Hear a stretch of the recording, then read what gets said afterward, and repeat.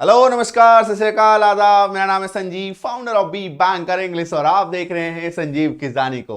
दोस्तों, आज के क्लास में हम लोग पढ़ने जा रहे हैं महत्वपूर्ण अंग्रेजी शब्द जो अंग्रेजी बोलने के लिए, लिखने के लिए, पढ़ने के लिए बेहद जरूरी है। तो चलिए बप्पा का नाम लेकर क्लास की शुरुआत करते हैं और जानते हैं पहला इंपॉर्टेंट वर्ड वो क्या है। दोस्तों, हम दोनों के लिए जो अंग्रेजी शब्द आप यूज करेंगे that is both of us. That is both of अस। वाक्य में इसका प्रयोग कैसे होगा ये देखिए। हम दोनों बाजार जाएंगे, हम दोनों बाजार जाएंगे। तो सबसे पहले आपको क्या करना है, हम दोनों की जो अंग्रेजी है उसको बना देनी है। ये देखो, बोथ ऑफ अस लिख दिया, बोथ ऑफ अस, ठीक है। इसके बाद जो बचा वाक्य हो गया, जो रेस्ट वाक्य मेरा बच गया, उसकी ट्रांसलेशन करेंगे। ये देखो, बाजार जाएंगे विल गो, बाजार जाएंगे विल गो, ठीक है। क्यों? क्योंकि यहां पे गे लगा हुआ है। गा गे गी के लिए हम लोग क्या लगाते हैं, विल का प्रयोग करते हैं। तो विल लग गया, जाना के लिए गो हो गया। कहां जाएंगे? टू मार्केट, बाजार। Both of us will go to market, both of us will go to market. एक और एग्जांपल देखिए माय डियर फ्रेंड। जैसे अगर आपको बोलना हो हम दोनों कोशिश करेंगे, हम दोनों कोशिश करेंगे, आप टेंशन ना लें, हम दोनों कोशिश करेंगे। तो हम दोनों कोशिश करेंगे, पहले बना दो हम दोनों की अंग्रेजी, दैट इज बोथ ऑफ अस। करेंगे, है ना। लास्ट में फिर से देखिए, गागेगी, गे आ गया तो विल, ठीक है। कोशिश करना के लिए क्या होता है? Try. Both of us will try, हम दोनों कोशिश करेंगे। क्लियर है? आ गई बात समझ में? नेक्स्ट देखिए, नेक्स्ट वर्ड सभी के सभी। अगर बोलना होता है ना, सभी के सभी निकल जाओ यहां से, ठीक है, इस तरह। तो सभी के सभी, ऑल ऑफ देम, सभी के सभी, ऑल ऑफ देम। तो देखिए वाक्य में इसको आप कैसे प्रयोग करेंगे। मम्मी सभी के सभी जा रहे हैं, मुझे नहीं ले जाओगी, है ना। नॉर्मल घरेलू वाक्य में ऐसे हम लोग बातचीत करते हैं कि सभी के सभी जा रहे हैं, मैं नहीं जाऊं, है कि नहीं। मतलब ये छोटों के लिए था, ये बड़े के लिए था, ठीक है। तो सभी के सभी जा रहे हैं, तो सभी के सभी के लिए पहले ट्रांसलेशन करो, all of them, all of them जा रहे हैं, आर गोइंग, जा रहे हैं, है ना। जा रहे हैं, जा रहा है, जा रही है। इज एम आर प्लस भी I N, is am are plus भी फोर या आई एन जी। ये देखो आर लग गया क्योंकि जा रहे हैं।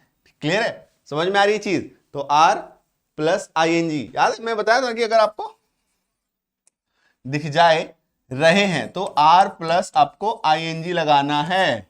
तो ये देखो आर लग गया, प्लस जाना का गो हो गया, उसके साथ आई एन जी लगा दिया। All of them are going, all of them are going. बिल्कुल सिंपल, बिल्कुल आसान, कोई दिक्कत नहीं। चलो आगे बढ़ते हैं। इसी का एक और एग्जांपल हम लोग देखने जा रहे हैं। सभी के सभी गलत थे, कोई वहां पे सच नहीं बोल रहा था, सब के सब गलत थे, ठीक है। ऐसा एक प्रैक्टिकल सा वाक्य है। ये देखो, सभी के सभी गलत थे। तो सबसे पहले सभी के सभी का अंग्रेजी बना दो, all of them, all of them. गलत थे था, थे, थी, ठीक है। तो चूंकि सभी के सभी ज्यादा है लोग, प्लूरल है, तो वर लगेगा, वॉस तो नहीं लगेगा। वॉस कब लगता है? सिंगुलर के लिए, सिंगुलर यानी कि एक के लिए, जैसे कि ही, सी, इट, नेम, ठीक है। तो सभी के सभी ज्यादा है लोग वहां पे, तो वर लग गया। गलत का क्या होगा? Wrong. All of them were wrong, बन गया वाक्य हमारा। नेक्स्ट देखते हैं।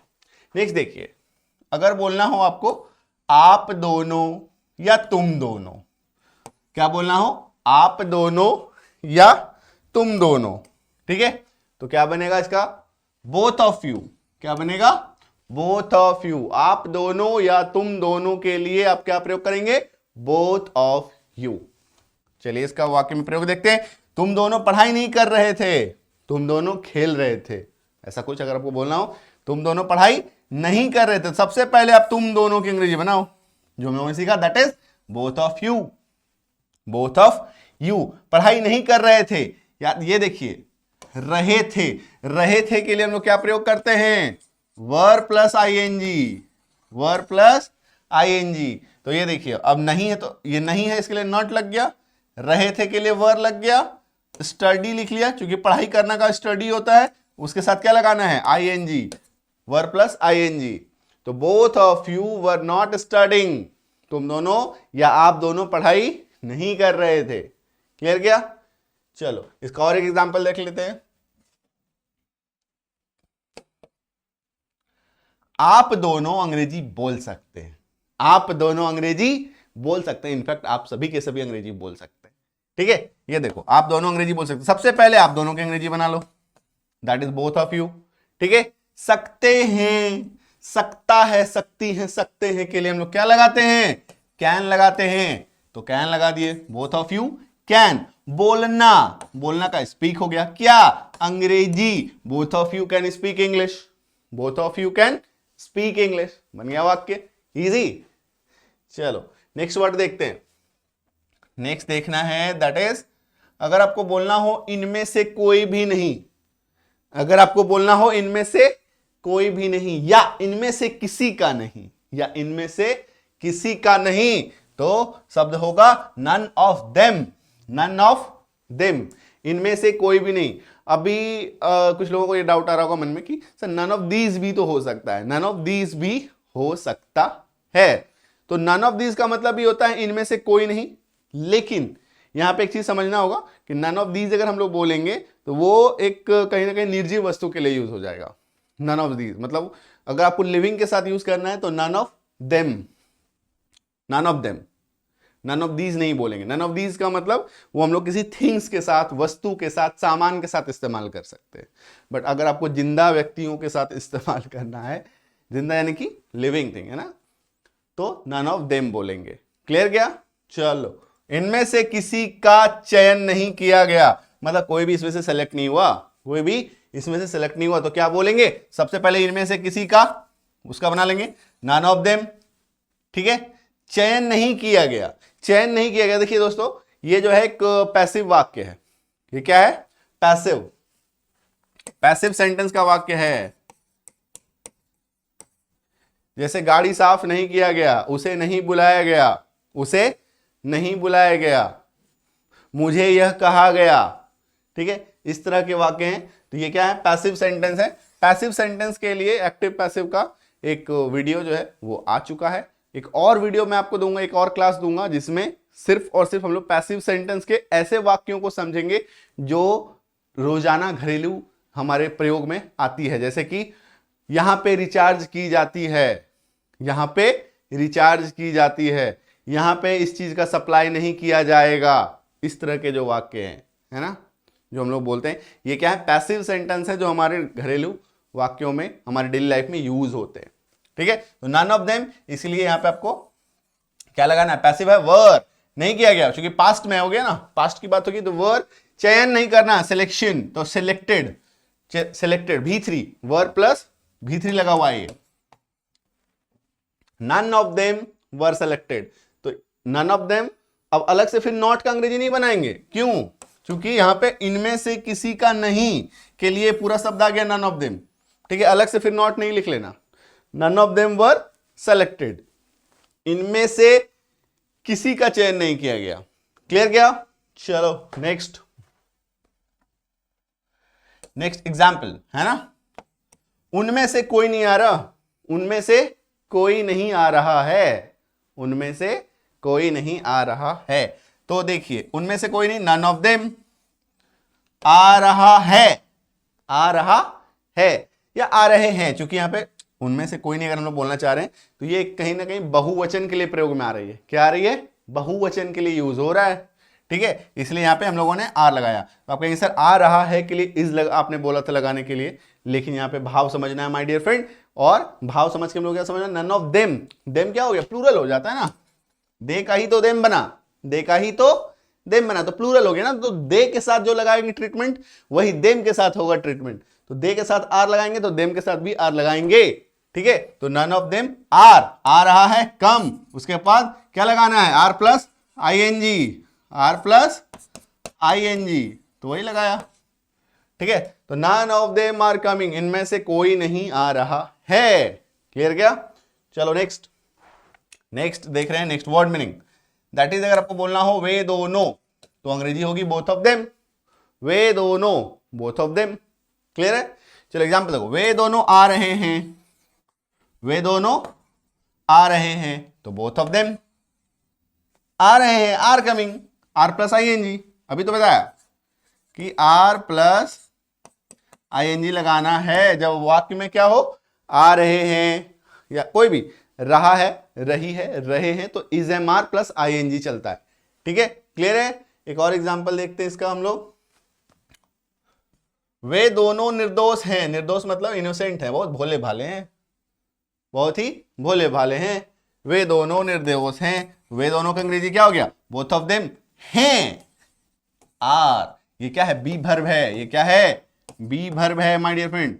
बी वर्ब में क्या होता है, कोई भी चीज जब है, ऐसा अगर आप बोलना हो, वह इंजीनियर है, वह डॉक्टर है, वे दोनों इंजीनियर हैं, वे लोग किसान हैं।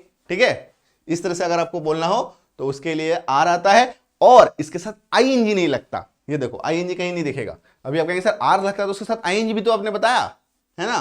तो ये क्या है, बी वर्ब। बी वर्ब मतलब, बी मतलब होना, बी मतलब क्या होता है, होना।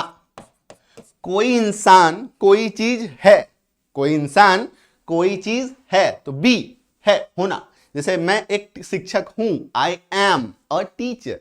अब एम, आई एम में टीचरिंग नहीं करेंगे, है ना, एम के साथ आईएनजी नहीं लगाएंगे जब बी वर्ब का मामला हो। बी वर्ब का मामला यानी कि कोई भी चीज कोई है, कोई भी चीज, कोई इंसान कोई चीज है, कोई भी चीज, कोई मतलब किसी प्रोफेशन से जुड़ा है, किसी चीज से जुड़ा है ना। चलो नेक्स्ट देखते हैं। नेक्स्ट वर्ड है कोई भी नहीं या एक भी नहीं। कोई भी नहीं या एक भी नहीं, इसके लिए क्या अंग्रेजी शब्द यूज होगा, नन ऑफ द। क्या यूज होगा, नन ऑफ द। ये देखो इस एग्जांपल में देखते हैं, उसके बाद समझ में आएगा। कोई भी गवाह गवाही नहीं देना चाहता है, कोई भी गवाह गवाही नहीं देना चाहता है यहां पे दोस्तों छुपा हुआ है। ठीक है, कोई भी गवाह गवाही नहीं देना चाहता है, तो सबसे पहले क्या करेंगे हम लोग, कोई भी का बना लेंगे, कोई भी नहीं, है ना। ये देखो कोई भी नहीं का अंग्रेजी क्या हो गया, none of the. None of the गवाह। ठीक है, गवाह क्या बोलते हैं, विटनेस। गवाह का अंग्रेजी क्या होता है, विटनेस। तो विटनेस यहां पे कोई भी मतलब बहुत सारे, है ना, तो बहुत सारे के लिए हम लोग विटनेसेस लगा दिए, बहुवचन बना दिया इसको। नन ऑफ द विटनेसेस चाहता है, वॉन्ट्स, क्या, गवाही देना, टू टेस्टिफाई। गवाही देना मतलब क्या, प्रमाणित करना, उसकी सत्यता की जांच करना। ठीक है, तो टेस्टिफाई, उसके लिए क्या होगा, टेस्टिफाई। तो none of the witnesses wants to testify. कोई भी गवाह गवाही देना नहीं चाहता है। क्लियर है, आ रही है बात समझ में। चलो एक और एग्जांपल देखते हैं इसी का, नन ऑफ द का। ये देखिए, कोई भी खिलाड़ी नहीं जीतेगा, कोई भी खिलाड़ी नहीं जीतेगा। तो देखो सबसे पहले नन ऑफ द, कोई भी नहीं का बना लिया, खिलाड़ी, प्लेयर्स। ठीक है, ये बहुवचन का वाक्य है। ये नन ऑफ द जो है ये हम लोग को प्लूरल बताता है, कोई भी मतलब जो भी वहां पे लोग हैं सभी के बारे में बात हो रही है ना। तो इसीलिए हम लोग यहाँ पे प्लूरल, जैसे विटनेस था तो विटनेसेस यूज किया, विटनेस था तो विटनेसेस यूज किया, प्लेयर है तो प्लेयर्स, है ना। नन ऑफ द प्लेयर्स जीतेगा, गागेगी के लिए आ गया विल, जीतना का विन, जीतना का विन। तो none of the players will win, none of the players will win. अब फिर यहां पे फिर एक डाउट आएगा, सर कोई भी नहीं, यहां पे फिर से हम लोग लगा सकते हैं क्या, none of these. None of these नहीं लगा सकते। नन ऑफ दीज क्या होता है, निर्जीव के साथ, वस्तु के साथ, सामान के साथ प्रयोग होगा। यहां पे देखो खिलाड़ी है ना, तो ये क्या है, लाइव है, मतलब लिविंग थिंग है ना। तो नन ऑफ द प्लेयर, तो नन ऑफ द लगाएंगे। आ रही है बात समझ में। चलो नेक्स्ट देखते हैं। नेक्स्ट है कोई एक, इनमें से एक या उनमें से एक। कोई एक, इनमें से एक या उनमें से एक, इसके लिए अंग्रेजी शब्द होगा वन ऑफ द। क्या यूज होगा, वन ऑफ द। आइए एग्जांपल देखते हैं। खिलौनों में से एक गायब है, बहुत सारे खिलौनों में से एक खिलौना गायब है। ठीक है, खिलौनों में से एक, इनमें से एक आ गया, तो इनमें से एक के लिए क्या बनाएंगे, वन ऑफ द। तो पहले इसी का हम लोग अंग्रेजी लिखते हैं, वन ऑफ द। खिलौना, टॉयज, खिलौना क्या हो गया, टॉयज। बहुत सारे खिलौनों में से एक गायब है, toys is missing, is missing गायब है। मिसिंग का मतलब होता है गायब हो जाना, है ना। तो one of the toys is missing, one of the toys is missing. ठीक है, अभी आप कहेंगे सर टॉयज है तो आर लगना चाहिए था ना, आपने इज क्यों लगा दिया। दोस्तों ये जो इज जो लग रहा है इसके लिए लग रहा है, ये देखो वन के लिए, वन यानी कि इकलौता, यानी कि सिंगल, सिंगुलर। सिंगुलर के लिए हम लोग इज लगाते हैं और प्लूरल के लिए आर लगाते हैं। तो वन ऑफ द टॉयज, एक खिलौना गायब है, one is missing, all are missing no, नहीं है ना, वन इज मिसिंग। तो इसलिए वाक्य का एसेंस समझना, one of the toys is missing, सभी खिलौने गायब हैं क्या? अगर सभी खिलौने गायब होते तो हम लोग आर लगाते, लेकिन एक खिलौना गायब है, वन ऑफ द टॉयज, खिलौनों में से एक गायब है, तो एक के लिए इज लगाएंगे ना। आ रही है बात समझ में? तो बहुत सारे लोगों को यहां पर कंफ्यूजन होता है कि सर टॉयज है तो टॉयज आर मिसिंग होगा, टॉयज इज मिसिंग कैसे होगा? नहीं भैया, वन ऑफ द वन के लिए हम लोग लगा रहे हैं इज, ठीक है? तो one of the toys is missing. आ रही है बात समझ में? नेक्स्ट देखो, इसी का एक और एग्जांपल, ठीक है?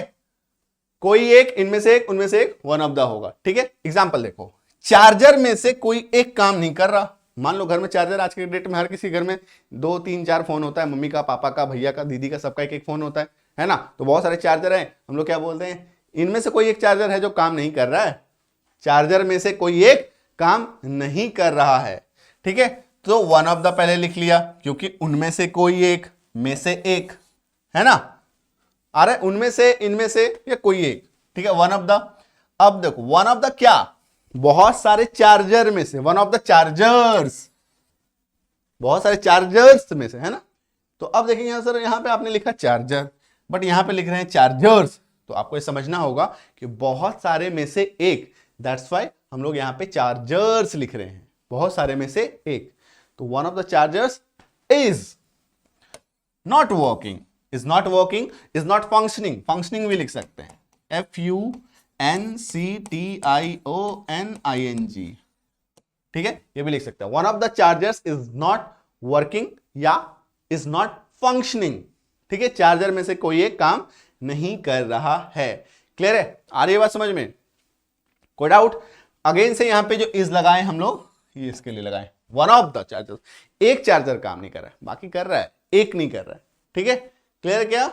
चलो नेक्स्ट देखो, नेक्स्ट इज, अगर आपको बोलना हो कुछ या एकाध, कहते हैं ना, एकाध खा लेंगे, एकाध पूरी दे दीजिए, खा लेंगे, कोई दिक्कत नहीं है ना? तो ऐसे शब्दों के लिए आप क्या इस्तेमाल करेंगे? सम ऑफ द। क्या इस्तेमाल करेंगे? सम ऑफ द। एक आध तस्वीरें अच्छी हैं, बहुत सारी तस्वीरें खींची गई, एक आध तस्वीरें ठीक ठाक हैं, बाकी कुछ मजा नहीं आया, ठीक है? तो एक आध के लिए क्या लिखेंगे? Some of the. क्या लिखेंगे?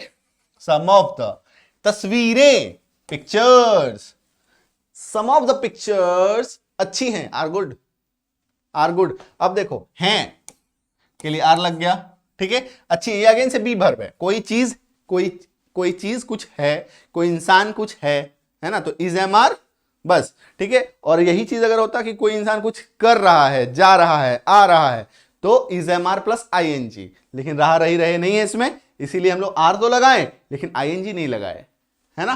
क्लियर क्या? चलो इसी का एक और एग्जांपल हम लोग देखते हैं, दैट इज, ये देखो, कुछ लोगों ने वोट नहीं दिया, कुछ लोगों ने वोट नहीं दिया, तो कुछ लोगों ने, कुछ, सम ऑफ द, लोग, पीपल, पीपल का मतलब ही होता है बहुवचन, पीपल का मतलब, पीपल जब हम लोग यूज करते हैं तो पीपल मतलब लोग, लोग मतलब एक इंसान बन के लोग नहीं बन सकता ना, ठीक है? तो पीपल का मतलब ही होता है बहुवचन, some of the people, vote नहीं दिया, did not vote, some of the people did not vote, vote नहीं दिया उन्होंने। आ रही है बात समझ में? क्लियर है? तो अभी यहां पे देखो, वोट नहीं दिया, ये क्या है? सिंपल पास्ट का सेंटेंस है, वोट नहीं दिया, सिंपल पास्ट मतलब, सिंपल वोट नहीं दिया मतलब कब? आज से 10 साल पहले नहीं, अभी जस्ट पहले, वोट ही नहीं दिया ना, कैसे जीतेंगे?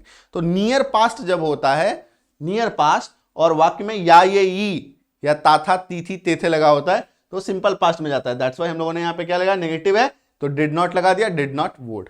क्लियर है? आ रही है बात समझ में? चलो नेक्स्ट,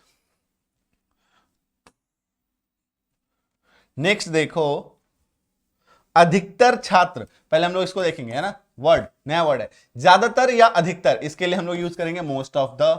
ज्यादातर या अधिकतर, ज्यादातर या अधिकतर के लिए आप क्या यूज करेंगे? मोस्ट ऑफ द, ठीक है? तो चलो वाक्य देखो, अधिकतर छात्र अंग्रेजी बोल रहे हैं, अधिकतर छात्र अंग्रेजी बोल रहे हैं, अधिकतर के लिए अंग्रेजी क्या हो गया? Most of the. छात्र, स्टूडेंट्स, ज्यादातर मतलब बहुवचन है, प्लूरल, स्टूडेंट्स लगा दिया। ठीक है, बोल रहे हैं, ये देखो बोल रहे हैं, कोई भी रहा रही रहे हैं तो is am are plus ING, तो आर लगा दिए, क्यों, चूंकि स्टूडेंट्स है। आर स्पीकिंग, स्पीक के साथ आईएनजी लगा दिया, स्पीकिंग व्हाट, इंग्लिश, तो most of the students are speaking English, most of the students are speaking English. Clear है माय डियर फ्रेंड। चलो इसी का एक और एग्जांपल हम लोग देख रहे हैं। ज्यादातर सदस्य बात नहीं कर रहे हैं, ज्यादातर सदस्य बात नहीं कर रहे हैं। ठीक है, तो ज्यादातर के लिए क्या बन गया, मोस्ट ऑफ द व्हाट, कौन बात नहीं कर रहा है, मेंबर्स। ठीक है, आर नहीं कर रहे हैं तो अगेन से कर रहे हैं, आर प्लस आईएनजी। ठीक है, और नहीं है तो आर नॉट, बात नहीं करना, टॉक, टॉक के साथ आईएनजी लगा दिया। Most of the members are not talking, most of the members are not talking. आ रही है बात समझ में, क्लियर है। चलो नेक्स्ट वर्ड, दोनों ही, अगर आपको बोलना है दोनों ही तो बोथ ऑफ द, दोनों ही के लिए क्या आ जाएगा, बोथ ऑफ द। ठीक है, दोनों ही मिठाइयां स्वादिष्ट हैं, दोनों ही मिठाइयां स्वादिष्ट हैं, तो सबसे पहले दोनों ही का बनाओ, both of the, both of the क्या, स्वीट्स, मिठाइयां, sweets, both of the sweets क्या हैं, टेस्टी हैं, स्वादिष्ट हैं, आर टेस्टी, आर टेस्टी। ठीक है, कोई भी चीज कुछ है ना, ये अगेन से बी वर्ब का कॉन्सेप्ट है, जिसमें हम लोग क्या करते हैं, इज एम आर लगाते हैं और साथ में आईएनजी नहीं लगाते। ठीक है, चलो इसी का एक और एग्जांपल हम लोग देखेंगे। दोनों ही दोस्त नहीं आ रहे हैं, दोनों ही दोस्त नहीं आ रहे हैं, तो दोनों ही के लिए बोथ ऑफ द, कौन, दोस्त, फ्रेंड्स। ठीक है, एक फ्रेंड से ज्यादा है, बोथ मतलब दोनों, तो इसलिए फ्रेंड्स लगा दिया। नहीं आ रहे हैं, नहीं आ रहे हैं तो आर प्लस आईएनजी, है ना, तो आना का कम, उसके साथ आईएनजी लगा दिया, और नहीं के लिए आर नॉट। ठीक है, तो both of the friends are not coming, both of the friends are not coming.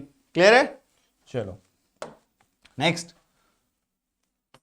Next word meaning देखो, वन ऑफ देम, उनमें से एक, अगर आपको बोलना हो उनमें से एक तो बोलेंगे वन ऑफ देम। ठीक है, अभी देखो वाक्य, उनमें से केवल एक ही कर सकता है, उनमें से केवल एक ही कर सकता है ये काम, कुछ भी, है ना, अगर आपसे वाक्य है तो। अब देखो उनमें से केवल एक ही, अब चूंकि यहां पे केवल लग गया है, ठीक है, उनमें से एक ही कर सकता है, सिर्फ इतना ही अगर वाक्य होता तो अलग ट्रीटमेंट होता, लेकिन यहां पे केवल लग गया तो ओनली एक लगा देंगे। ठीक है, उसके बाद उनमें से एक, वन ऑफ देम, सकता है, सकती है, सकते हैं, कैन, क्या, कुछ भी करना, डू इट, इसे, उनमें से केवल एक ही कर सकता है, only one of them can do it. It नहीं भी लगाएंगे तो भी चलेगा। ठीक है, क्योंकि वाक्य में यहां पे यह नहीं लिखा हुआ है, बट वाक्य को कंप्लीट करने के लिए यह छुपा हुआ है। ठीक है, तो only one of them can do it, only one of them can do भी बोल सकते हैं, only one of them can do, वाक्य बन जाएगा, लेकिन यह छुपा हुआ है यहां पे, उनमें से केवल एक ही कर सकता है ये, one of them, only one of them can do it. ठीक है, क्लियर है। चलो इसी का और एक एग्जांपल हम लोग देखेंगे, उनमें से किसी एक को प्रथम स्थान प्राप्त होगा, मतलब उनमें से कोई एक ही फर्स्ट प्राइज आएगा, फर्स्ट प्राइज जीतेगा, ऐसा कुछ अगर सेंटेंस हो तो उनमें से किसी एक, तो वन ऑफ देम। ठीक है, one of them, one of them. अब देखो यहां पे किसी एक को प्रथम स्थान प्राप्त होगा, किसी एक को प्रथम स्थान प्राप्त होगा, होगा गागेगी के लिए विल लगा दिया, प्राप्त होना मतलब get, will get what, first rank, प्रथम स्थान। ठीक है, one of them will get first rank, उनमें से किसी एक को प्रथम स्थान प्राप्त होगा। क्लियर है। चलो नेक्स्ट देखो, नेक्स्ट वर्ड, बहुत सारे या कई, अगर आपको बोलना हो बहुत सारे या कई, मेनी ऑफ द, क्या बोलेंगे, मेनी ऑफ द, कई कर्मचारी हड़ताल पर हैं, कई कर्मचारी हड़ताल पर हैं, या बहुत सारे कर्मचारी हड़ताल पर हैं। आपको हड़ताल मतलब स्ट्राइक, हड़ताल मतलब स्ट्राइक। स्ट्राइक क्या होता है, जब कोई संस्था या कोई ऑर्गेनाइजेशन या कोई इंसान काम नहीं करना चाहता है, अपना नॉर्मल काम नहीं करके विरोध दर्शाना चाहता है तो उसको हम लोग क्या कहते हैं, हड़ताल कहते हैं, स्ट्राइक कहते हैं। ठीक है, तो कई, मेनी ऑफ द, कौन, कर्मचारी, वर्कर, इंप्लॉइज।